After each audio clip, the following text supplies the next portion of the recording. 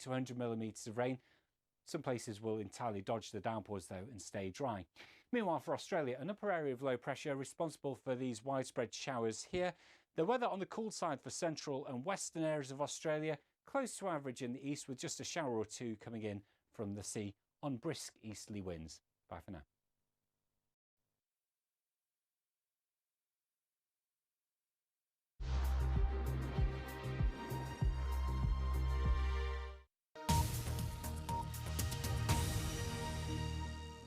Live coverage now on BBC News of election 2024 as votes are counted across the UK. It's 5 to 10, and with millions of you having cast your votes, the polls are about to close. The arguments of the campaign are over. The counting is about to start. So, let election night begin.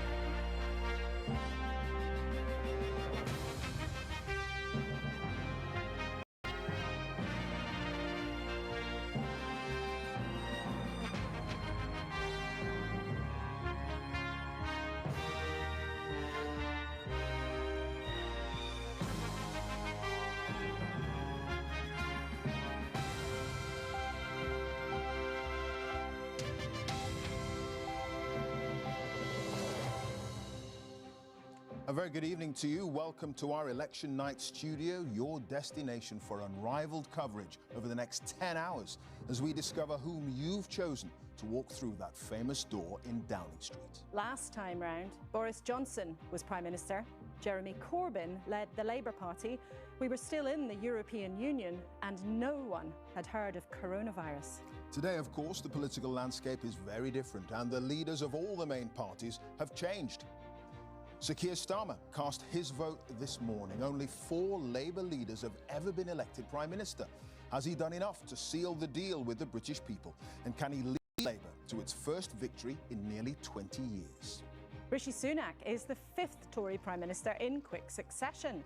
He surprised the country with a snap election and has been fighting hard to hang on to power after the Tories' 14 years in charge. But can he cross Jeremy Vine's winning line outside number 10? Every paving stone a parliamentary seat. You remember 2019 when Boris Johnson won all these seats and paved a path to the door of number 10. This time, can Labour turn the blue seats red and send Keir Starmer through that historic black door, or will the Conservatives hold them off? This is the engine room of our election coverage, where we're keeping an eye on all the election centres right across the UK with an army of reporters. Fiona Bruce and Victoria Derbyshire are with the Labour and Tory leaders. And the race to deliver the first result is always fiercely contested. So we have our earliest risers on the hunt for the early declarers. Hello, I'm in Blythe, where a recount in 2019 stopped them winning. But this time, this team is even more determined than ever. Do we think we can beat Sunderland this time? Well, let's just see, shall we? Sunderland has won this race many, many times, and they're not giving up without a fight. Here in London's Broadcasting House, our teams are poised, ready to gather and then verify every single result as they begin to come in. And of course, at the heart of it is Professor Sir John Curtis, who's been hard at work already all day with the exit poll team. And in just a few moments, we can legally reveal the results of all of those calculations. That exit poll will indicate who will be heading here to the Commons, and Rita Chakrabarti will be checking all the numbers. We're feeding all that data into the giant screen now, and in a few moments' time, I'll be able to tell you which seats are most likely to be changing hands. If neither Keir Starmer nor Rishi Sunak win the magic 326 seats, could one of the smaller parties back them up? Ed Davey's Liberal Democrats would love to become the 3rd biggest party once again. Nigel Farage is back in frontline politics with Reform UK. And Kirsty Wark is watching the battle in Scotland.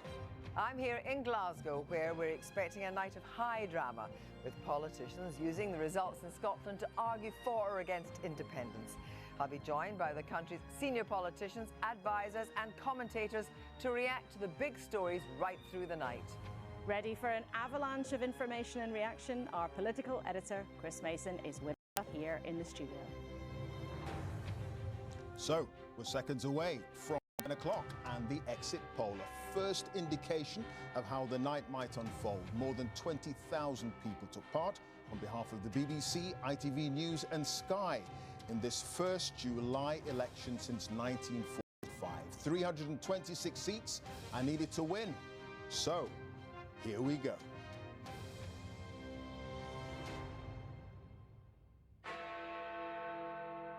And as Big Ben strikes 10, the exit poll is predicting a Labour landslide. Sir Keir Starmer will become Prime Minister with a majority of around 170 seats. The exit poll predicts that Labour will have captured 410 seats, adding 209. It suggests the Conservatives will have lost 241 MPs, landing on 131. On to the other numbers. The Liberal Democrats up 53 on 61 seats. Reform on 13 seats. The SNP down 38 seats. According to this exit poll, on 10.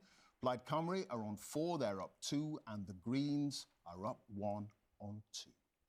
All the pointers tonight are that Sir Keir Starmer is taking Labour back to power, only the 5th Labour leader to win a general election. These are the first indications of what may unfold, but a moment of history beckons. Chris. Blimey, just take a look and take in those numbers. The Conservative Party, so often an election-winning machine, looks pulverised tonight, taking in those numbers. At the last general election, it was Labour that was pulverised, reduced to its smallest number of seats since 1935. At the time, there was talk that Boris Johnson might serve as Prime Minister into the 2030s, and that for Labour to win by just a smidgen would require a Himalayan climb on their part. And yet you look at those numbers and they have won by a mile. What does this tell you? It tells us a lot about voter volatility. Like never before, more people in more places, more often, are more willing to change their minds about who they support from one election to another. That's why it looks like we went from a landslide last time for the Conservatives to a landslide